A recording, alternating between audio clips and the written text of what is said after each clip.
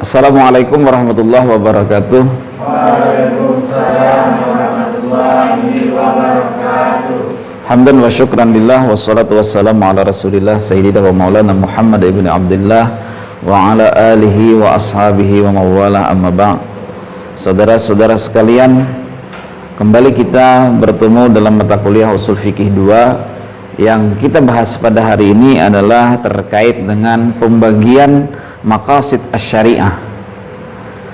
Pada bahasan yang lalu kita telah membahas tentang pengertian maqasid syariah dan sejarah maqasid syariah.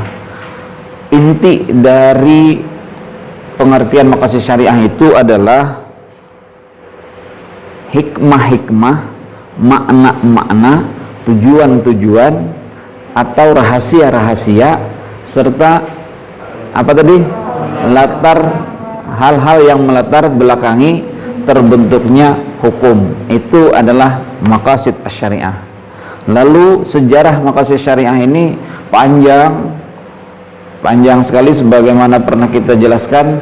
Namun secara esensi maqasid asy-syariah sudah ada sejak zaman Rasulullah SAW. Ketika Rasulullah menetapkan hukum, maka tentu dipastikan ada pertimbangan-pertimbangan tertentu dari Rasulullah. Pertimbangan-pertimbangan itu adalah kaitannya dengan maqasid asy-syariah. Nah, sekarang kita membahas materi pembagian maqasidus syariah. Maqasidus syariah kalau dilihat dari kebutuhan, yang pertama silahkan dicatat, kalau dilihat dari kebutuhan dan pengaruhnya terhadap hukum. Kalau dilihat dari kebutuhan dan pengaruhnya terhadap hukum, maka maqasidus syariah terbagi kepada 3. Ya, kalau dilihat dari kebutuhan dan pengaruhnya terhadap hukum, maqasidus syariah terbagi kepada 3, yaitu kebutuhan ad-daruriyah, daruriyah, yang kedua kebutuhan hajiyah. Nah, ini ada di papan tulis ini, ada nih, hajiyah, ya. Yang ketiga adalah kebutuhan tahsiniyah. Nah, ini kalau dilihat dari kebutuhan dan pengaruhnya terhadap hukum. Yang pertama, kebutuhan daruriyah.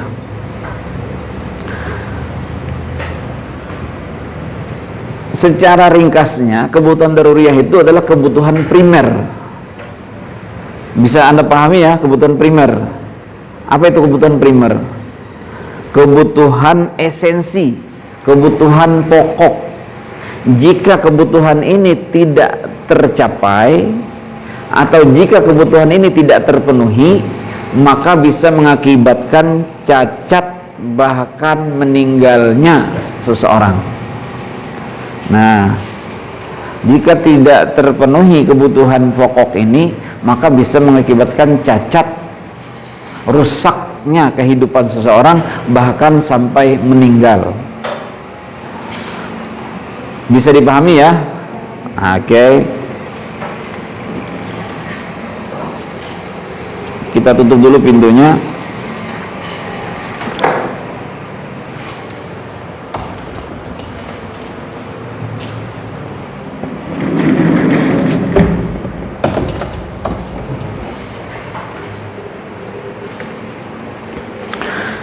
Nah, kita ulang.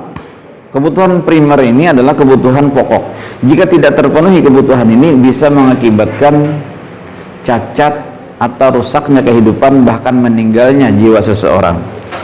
Nah, yang dimaksudkan atau hal-hal yang masuk dalam kebutuhan primer ini adalah yang pertama memelihara jiwa, memelihara agama. Yang kedua memelihara jiwa. Yang ketiga memelihara apa? Akal. Yang keempat memelihara keturunan.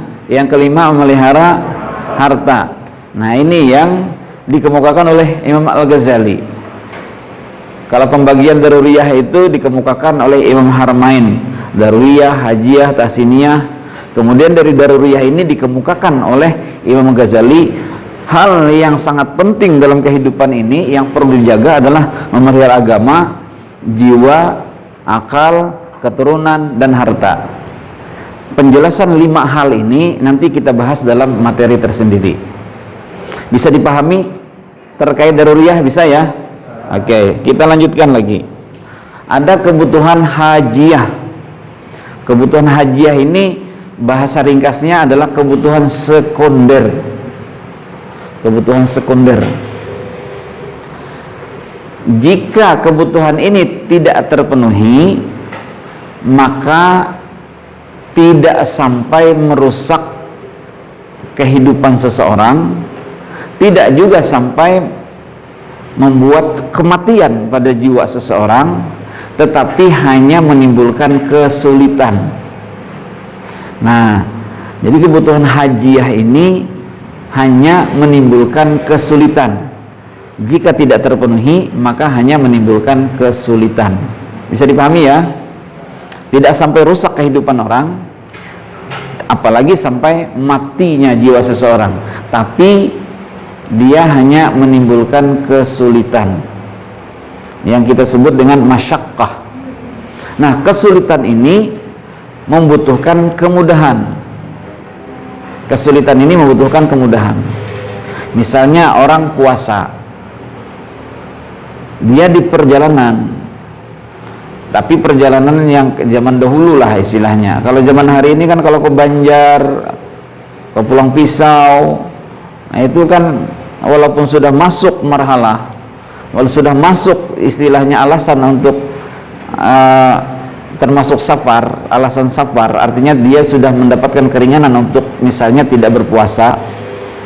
Tapi perjalanan ini kan saat ini mudah dicapai. Nah, kalau dahulu itu kan jauh, susah. Maka kesulitan-kesulitan itu karena di perjalanan naik sepeda atau naik onta, pada waktu itu juga perjalanannya masih berbatu-batu, naik turun gunung segalanya, maka diperlukan rukhsah, diperlukan keringanan. Oleh karena itu, ketika berpuasa, dia berpuasa sambil dia safar, dia di perjalanan, melakukan perjalanan sambil berpuasa. Jika dia tidak berbuka, tidak mengakibatkan dia sampai mati, tapi hanya kesulitan saja yang dia temui. Beda halnya kalau misalnya sudah saking bersahur 2 hari 2 malam sudah kada makan, bersahur kada juga kan, esoknya puasa lagi. Nah, kira-kira itu bisa menimbulkan kecacatan, bahkan mengakhiri kehidupannya, maka dia wajib buka. Tapi kalau yang sudah normal-normal kayak kita ini, makan sahur gancang, makan berbuka, nah itu membalas istilahnya kan, membalas semuanya, maka tidak menemukan sampai ke tingkat darurat kehidupan kita, tapi paling-paling kita mendapatkan kesulitan. Nah, ini yang maksud kebutuhan sekunder. Jadi kebutuhan nomor 2 gitu. Bisa dipahami ya? Nah, yang ketiga adalah kebutuhan tahsiniyah. Kebutuhan tahsiniyah ini adalah kebutuhan, bahasa ringkasnya kebutuhan tersier atau pendukung atau pelengkap. Supaya lebih mudah, supaya lebih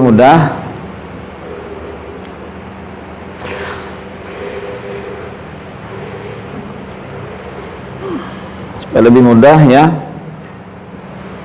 Nah, kebutuhan kita lihat tahsiniyah. Kalau pakaian, misalnya pakaian 1 lembar untuk pakaian dipakai hari-hari, lalu kemudian punya pakaian untuk sholat, itu masuk kebutuhan punya 1 pakaian. Masuk kebutuhan mana? 1 untuk hari-hari kayak gini, 1 untuk sholat. Itu masuk kebutuhan mana? Kebutuhan primer. Kan wajib punya pakaian kita. Paling tidak minimal punya 1 baju pakaian untuk hari-hari kayak gini, 1 untuk sholat. Kemudian kita punya pakaian baju 2, 3, 4 lembar. Itu masuk kebutuhan mana? Kebutuhan sekunder, karena kita sudah bisa berganti. Untuk baju hari ini dipakai ini, besok dicuci lagi baju yang lain yang sudah dipakai. Untuk salat sudah punya tersendiri. Lalu kita punya pakaian, kalau hari ini warnanya merah, maka sepatu merah, kerudung merah bagi perempuan. Besok hijau semua. Nah, tasnya beda juga, ikut juga warna baju. Nah, itu masuk kebutuhan mana? Kebutuhan tersier, artinya kebutuhan pelengkap. Nah, namanya kebutuhan pelengkap, maka dia urutan yang ketiga, yang terakhir. Yang lebih utama dari 3 kebutuhan ini yang mana? Kebutuhan primer. Kalau sudah terpenuhi kebutuhan primer, maka sekunder, kemudian baru tersier. Nah, dalam menentukan kehidupan ini, tentukan mana yang lebih penting daripada yang lebih penting lainnya. Tentukan kehidupan, pilih mana yang harus kita prioritaskan daripada pilihan-pilihan prioritas yang lainnya. Ini penting, Pak. Ya, ini penting juga. Mana, Pak? Waduh, bingung saya, Pak. Saya bingung milih. Nah, tentukan mana yang paling penting. Itu yang disebut dengan ini tadi. Jadi kalau Anda dalam kebingungan memilih sesuatu, maka kembalikan kepada teori daruriyah, hajiyah, tahsiniyah.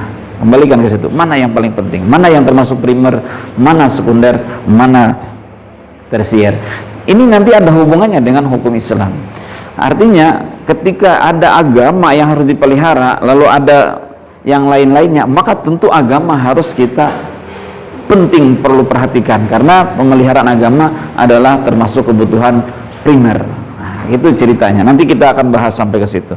Bisa dipahami ya, 3 pembagian dilihat dari kebutuhan dan pengaruhnya terhadap hukum. Yang selanjutnya bisa saya lanjutkan ya?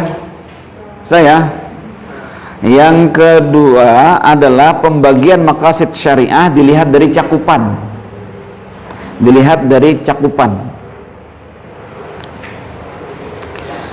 Cakupan itu ya liputan maqasid syariah itu kemana aja. Yang pertama ada maqasid al-ammah. Apa yang dimaksud dengan maqasid al-ammah? Maqasid al-ammah itu adalah kaitannya dengan umum. Tujuan-tujuan hukum untuk kepentingan umum. Tujuan-tujuan hukum untuk kepentingan umum. Umum itu siapa umum itu? Seluruh. Jadi tidak terpilih, tidak terkotak-kotak kepada salah satu pihak. Itu disebut dengan umum. Jadi tujuan hukum itu adalah untuk umum. Nah, tentunya dalam menetapkan hukum, maka hukum yang bertujuan untuk kepentingan umum lebih diutamakan daripada kepentingan untuk khusus atau pribadi. Misalnya, hukum itu adalah untuk keadilan. Nah, seperti yang ditulis di sini, hukum adalah untuk keadilan. Keadilan ini berlaku untuk semuanya. Innallaha ya'muru bil adli. Nah, itu kan, sesungguhnya Allah memerintahkan untuk berbuat adil. Lalu ada hukum untuk kemudahan. Tujuannya adalah untuk kemudahan. Kemudahan ini untuk semua orang. Yuridullahu bikumul yusra wala yuridu bikumul usra. Allah menginginkan kemudahan dan tidak menginginkan kesulitan. Ini kan tujuannya adalah untuk umum. Tujuannya adalah untuk umum. Wa ma ja'ala 'alaikum fid dini min haraj. Sama sekali tidak ada maksud Tuhan menjadikan dalam beragama ini kesusahan. Nah, juga terkait dengan persamaan. Ada nggak perbedaan dalam Al-Quran itu membedakan umat manusia? Kecuali dalam hal-hal tertentu, itu pun dalam hukum-hukum juz'iyat. Hukum juz'iyat itu hukum-hukum kayak kewarisan.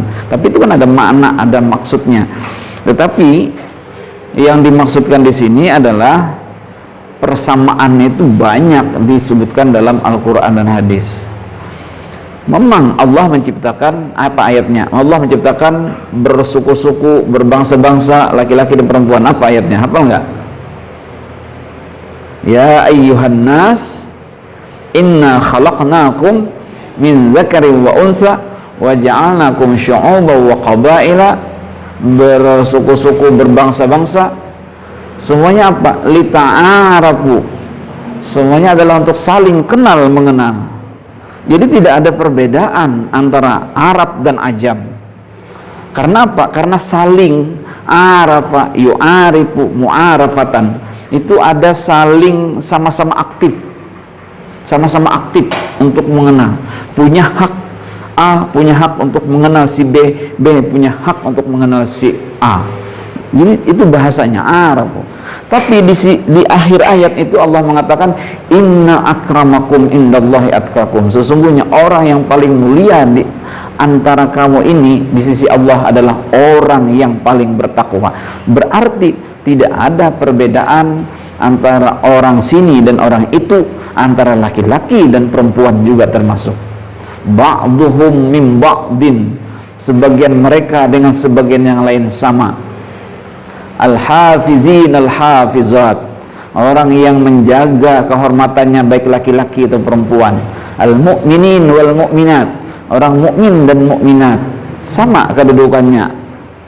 Al-muslimin wal muslimat, orang muslim dan orang muslimat. Ini disebutkan dalam Al-Quran. Berarti ada persamaan antara laki-laki dan perempuan. Nah, ini tujuan hukum itu adalah untuk hal yang seperti itu.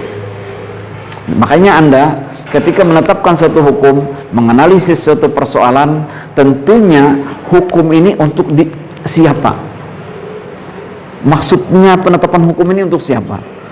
Untuk umum, untuk saya pribadi, untuk golongan dan segalanya. Lihat maka tujuan untuk umum itu lebih tinggi kedudukannya daripada untuk pribadi atau golongan. Bisa dipahami ya? Itu disebut dengan maqasid al-ammah. Selanjutnya ada maqasid al-khasyah, khassah. Tujuannya adalah untuk khusus. Tujuannya adalah untuk khusus. Tujuan hukum itu adalah untuk kepentingan khusus. Tidak untuk seluruh umat manusia, tapi hanya untuk satu bangsa. Atau tujuan hukum ini hanya untuk satu golongan. Nah, kalau di Indonesia ada terjadi perbedaan suku, perbedaan ras tadi, perbedaan daerah, dalam satu Kalimantan ini ada berbagai macam suku, ada berbagai macam cara, ada berbagai macam adat, kebudayaan dan segalanya. Maka hukum terkait dengan orang-orang yang berbeda-beda ini tadi, bergolongan-golongan suku-suku ini, maka dia maqasidnya itu adalah untuk tujuan orang di situ sendiri. Nah, atau misalnya kalau kita lihat dalam aturan, dalam sebuah aturan, misalnya ada kaitannya dengan aturan perlindungan anak. Nah, itu kan khusus kan untuk perlindungan anak. Ada aturan terkait dengan undang-undang penghapusan kekerasan rumah tangga. Itu berarti khusus untuk itu. Jadi tujuan penetapan hukum adalah khusus untuk penghapusan kekerasan dalam rumah tangga. Ada tujuan tentang ketahanan keluarga, aturan tentang ketahanan keluarga ada seperti ini. Ada kaitannya dengan misalnya hukum kewarisan, maka hukum kewarisan. Nah, ini disebut dengan maqasid al-khassah. Tujuan-tujuan ditetapkannya hukum tadi adalah terkait dengan golongan atau khusus persoalan-persoalan khusus itu.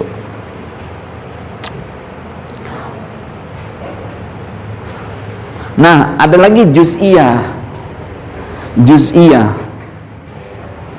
Memang agak ini ya. Kalau kita lihat sebenarnya di sini sudah ada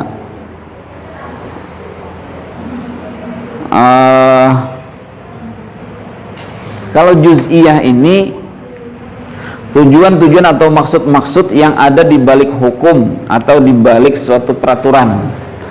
Nah, ini dikembangkan oleh dikembangkan oleh Jasir Auda. Nanti akan kita bahas tersendiri karena Jasir Auda itu membagi maqasid itu menjadi maqasid ammah, menjadi maqasid khasah, dan maqasid juz'iyah. Nah, itu nanti kita bahas secara mendalam terkait dengan pembagian, ada pembahasan tersendiri terkait dengan hal ini. Yang jelas maqasid itu dari segi cakupan ada maqasid juz'iyah. Kita lewat dulu ya. Kita lewatkan dulu. Nah, ada maqasid syariah dilihat dari kekuatan hukumnya. Al-maqasid al-qat'iyah itu namanya. Maqasid yang dilihat dari kekuatan.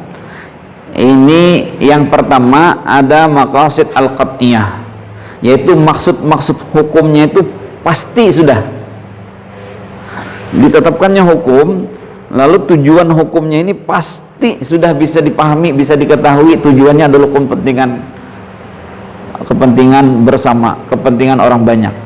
Kemaslahatannya itu sudah pasti bisa dipahami, sudah pasti ada, bisa dipahami ya. Kemaslahatannya itu qat'i gitu ya. Maksudnya manfaat dari ditetapkannya hukumnya itu pasti ada, bukan raba-raba. Bisa dipahami ya. Misalnya Anda menetapkan hukum, membuat undang-undang atau merumuskan undang-undang atau mengkaji satu persoalan. Nah, tujuannya ini, kemaslahatannya untuk apa ya? Misalnya ya kira-kira tuh untuk kebaikan kita penglah. Nah, maka itu tuh meragukan, bukan qat'i namanya.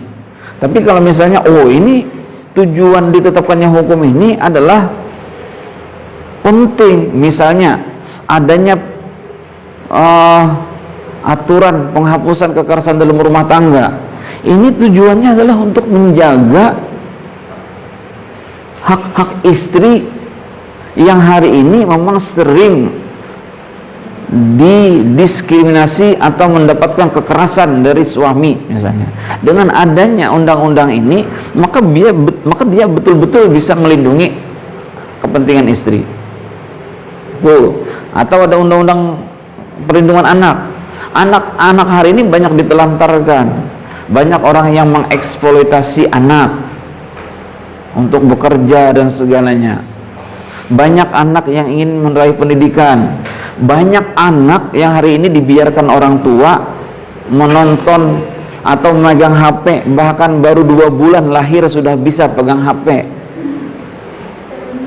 Kalau dia tidak dikasih HP karena sudah ketagihan, si anak ini nggak tahu lagi, dia ngamuk kalau tidak dikasih HP. Nah, ini sebenarnya mudaratnya dari megang HP untuk anak ini tadi pasti mudaratnya. Maka berarti harusnya anak ini dilindungi. Dilindunginya dengan cara apa? Yaitu undang-undang perlindungan anak. Salah satunya misalnya jangan sampai orang tua itu lengah terhadap perkembangan anak, khususnya megang HP ini tadi. Artinya ketika orang tua ngasih HP supaya tujuannya adalah beranai, tidak ribut, tidak nangis, itu sebenarnya tidak melindungi anak. Gitu loh bahasanya. Nah, ini coba kita lihat hari ini. Nah, banyak lagi hal-hal yang lain. Bisa dipahami ya? Oke, bisa dipahami ya? Pina lamah bener nah jawabannya, bisa nggak? Bisa. Itulah maksud saya. Kayaknya puasa nih. Yang kedua adalah maqasid al-zanniyah. Anda sudah tahu ya, qat'i dan zanni sudah dipahami ya? Zanni ini kan masih samar, tidak sampai tingkat qat'i. Nah, dia masih belum sampai tingkat qat'i, belum pasti.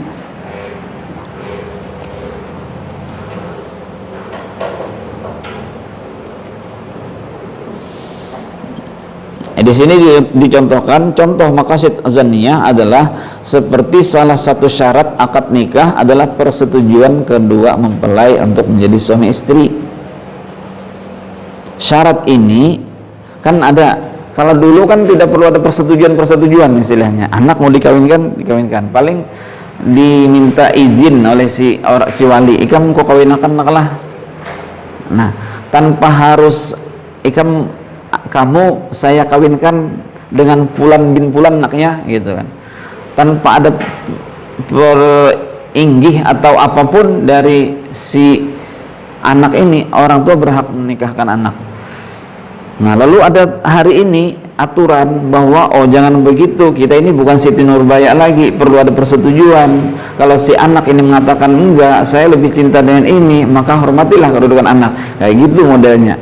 Nah, kemaslahatannya ini memang masih zanni gitu ceritanya, karena pentingnya persetujuan anak ini diperoleh dari dalil zanni, yaitu adalah terkait dengan bahwa kalau anak ini menikah dengan orang yang tidak disetujuinya, menikah dengan orang yang tidak dicintainya, maka bisa jadi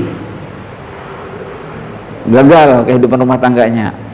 Nah, sementara dia bisa menikah dengan orang yang memang dia sukai, maka kemungkinan potensi untuk harmonis itu lebih besar daripada yang dia tidak kenal sama sekali.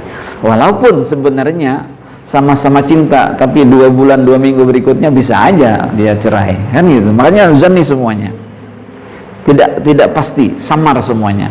Kan tidak ada juga menjamin bahwasanya dengan sama-sama cinta, saling kenal dan segalanya, akhirnya dia sama-sama bertahan sampai akhir hidup. Nggak ada juga jaminan. Ada aja yang langsung pisah. Ada aja juga orang yang tidak sama-sama kenal, tiba-tiba dijodohkan oleh orang tua. Tapi tidak semuanya ya, maksudnya ada juga yang berhasil gitu, tapi ada juga yang gagal. Nah, inilah zanninya kayak gitulah modelnya. Bisa kita lanjutkan ya, bisa dipahami ya. Nah, ada maqasid wahmiyah dari segi kekuatannya ya. Ada maqasid wahmiyah. Ini hanya maqasid yang diperoleh melalui sangkaan-sangkaan, dugaan-dugaan. Tidak dilakukan melalui penelitian, bukan dilakukan melalui pengkajian. Nah, ini kira-kira amun ikam ini, nah kayak inilah ujar orang. Ikam kawin dengan ini cocok, nah. Bila dengan ini kada cocok, nah itu tuh minta ke dukun atau apa ya. Nah, misalnya, kamu ada cocok dan ini. Ikam lebih cocoknya dengan ini, dengan si B, Ikam. Kenapa? Ya, karena dilihat dari bintangnya, nah, yang seperti itu. Ikam kan bisa berdua, bisa bertamu, sama-sama keras dan segalanya, sama-sama keras dan segalanya. Nah, atau ada juga yang lain, misalnya, oh Anda sepertinya tidak cocok tinggal di daerah ini. Kenapa? Kenapa mbah? Kenapa? Karena rezekimu bukan di sini, rezekimu di sana. Kami cocoknya dagang ini, dagang itu, segalanya. Nah, ini maqasid al-wahmiyah kalau kita kaitkan dengan teori maqasid syariah. Dia bukan dihasilkan dari penelitian. Wallahu alam ya, yang memeriksa itu kan kita umum, kita generalisasikan saja. Wallahu alam yang memeriksa ini apakah dia memang betul-betul mendapat terbuka hijab untuk melihat takdir seseorang, atau jangan-jangan dia hanya melalui pendengaran dari mana gitu. Kita tidak, wallahu alam, tidak tahu. Tapi ya kita yakinkan saja semuanya itu pada Allah Subhanahu wa taala. Lebih baik kita sholat istikharah. Nah, kaitannya ke wahmiyah tadi ada sangkaan kayak gitulah modelnya.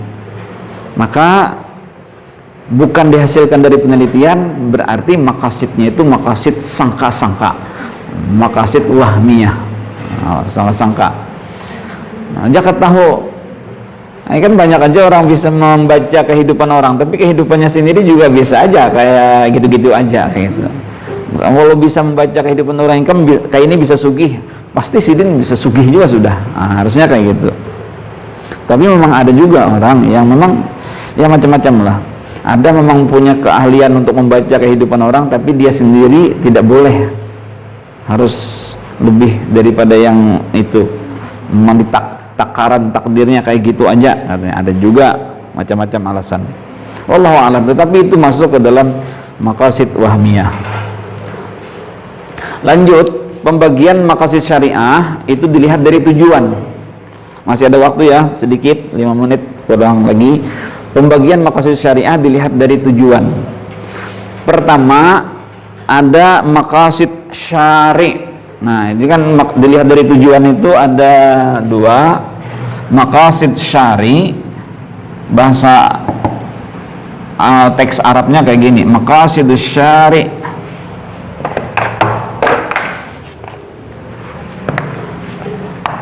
Maqasidus syari'. Yang kedua, maqasidul mukallaf.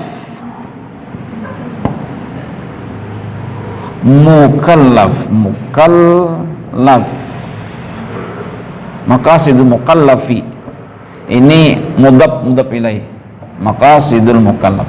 Maqasidus syari'i. Nah, itu. Nah, ini diperkenalkan oleh Imam Asy-Syatibi. Pembagian maqasid asy-syari'ah yang kayak gini diperkenalkan oleh Imam Asy-Syatibi.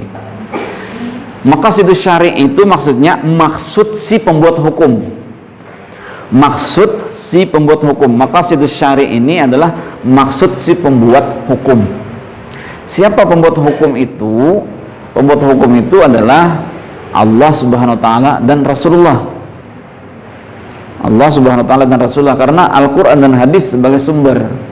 Berarti syari' yang dimaksudkan di situ adalah Allah dan Rasulullah. Yang pertama, maksud dari maqasidus syari' terhadap hukum ini, pertama, setiap aturan hukum ditetapkan untuk kemaslahatan dunia dan akhirat, tidak ada perbedaan keduanya. Nah, itu harus kita yakini bahwasanya hukum yang ditentukan oleh Allah Subhanahu wa taala untuk manusia, untuk hamba ini tidak ada untuk menyengsarakan umat manusia. Hukum yang ditetapkan oleh Allah Subhanahu wa taala adalah untuk kemaslahatan, baik kemaslahatan dunia ataupun kemaslahatan akhirat. Tidak ada perbedaan di antara kedua kemaslahatan itu. Jadi tidak ada maksud Allah, aduh Allah nih Allah nih kada adil nih. Nah, Allah nih kayaknya apa ngaranya jar bahasa anak muda hari ini. Kayak resek dengan saya nih Tuhan Allah nih. Kayak gitu modelnya. Nah, tidak ada kayak gitu Allah. Oh, ini Allah nih kayaknya mau menzalimi aku nih, menantang aku pada tepi sembahyang nih. Oh, iya. Sudah tahu pada sembahyang loh. Yang kedua, suatu aturan mesti dapat dipahami oleh manusia. Harus kita ini paham tentang hukum.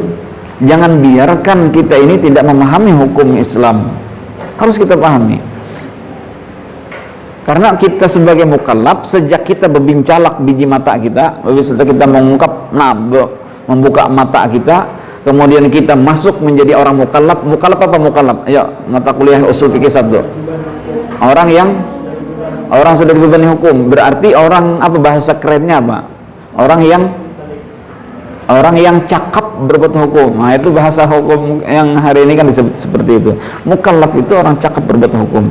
Nah, orang yang cakap berbuat hukum harus memahami. Ketika dia sudah usianya sampai ke situ, maka dia harus memahami, bisa memahami hukum itu dengan baik. Yang ketiga, hukum itu mesti dilaksanakan oleh mukallaf. Iya, mana bisa kita mau terlepas dari hukum? Nggak ada kita ini hidup di dunia lalu tiba-tiba kita boleh melakukan segalanya, baik itu yang baik ataupun yang buruk. Tidak ada seperti itu. Hukum memang harus kita patuhi, harus kita laksanakan. Itulah sebagai hamba. Inilah kehendak Allah Subhanahu wa taala dengan adanya ditetapkannya hukum oleh Allah. Yang pertama tadi adalah untuk kemaslahatan. Yang kedua itu harus dipahami oleh hamba. Kayak apa? Bukan hamba manusia ini bisa melaksanakan aturan kalau mereka tidak paham. Yang ketiga adalah harus dilaksanakan. Yang keempat, semuanya itu tidak lain agar manusia ini, kita ini berada dalam naungan hukum Allah Subhanahu wa taala. Maksudnya supaya kita berada dalam indahnya hukum Islam. Supaya kita berada dalam naungan hukum Islam. Kalau Allah menetapkan hukum adalah untuk kemaslahatan, itu pasti sudah baik kemaslahatan manusia di dunia ataupun di akhirat. Yang kedua, bahwa hukum itu harus dipahami. Yang ketiga, hukum itu harus bisa dilaksanakan. Kalau semuanya ini adalah bisa dilakukan, dipahami dan dilaksanakan, maka kita ini berada dalam naungan hukum Allah. Itu maksud ditetapkannya sebuah hukum oleh Allah Subhanahu wa taala. Bisa dipahami ya kira-kira ya? Lanjut lagi sebelum kita diskusi. Ada maqasid mukallaf. Maqasid mukallaf itu adalah maksud-maksud yang diinginkan oleh mukallaf. Maksud-maksud yang diinginkan oleh manusia. Imbah ada hukum Allah, lalu apa sih maqasid dari mukallaf, maqasid dari kita, keinginan kita itu apa?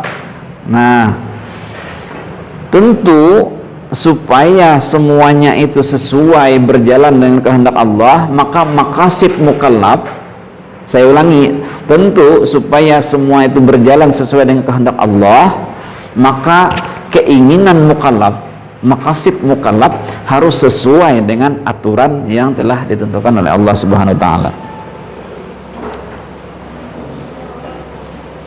Jadi apakah bertentangan? Tidak dengan kehendak Allah, dengan maqasid syariah yang maksud kita ini.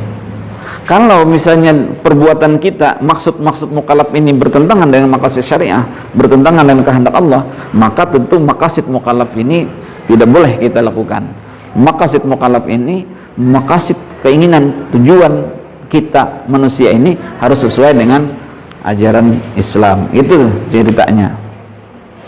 Nah, sampai di sini materi terkait dengan maqasidus syariah, pembagian maqasid syariah. Yang pertama tadi dilihat dari apa tadi? Kebutuhan dan pengaruhnya terhadap hukum. Yang kedua terlihat dari cakupan, yang lihat dari kemudian dari kekuatan. Yang keempat dilihat dari tujuan. Nah, ini kaitannya dengan pembagian maqasid syariah. Setelah ini kita akan diskusikan. Terima kasih atas perhatiannya. Mohon maaf atas segala kekurangan. Kita akhiri dengan sama-sama baca hamdalah. Alhamdulillahirabbil alamin. Assalamualaikum warahmatullahi wabarakatuh.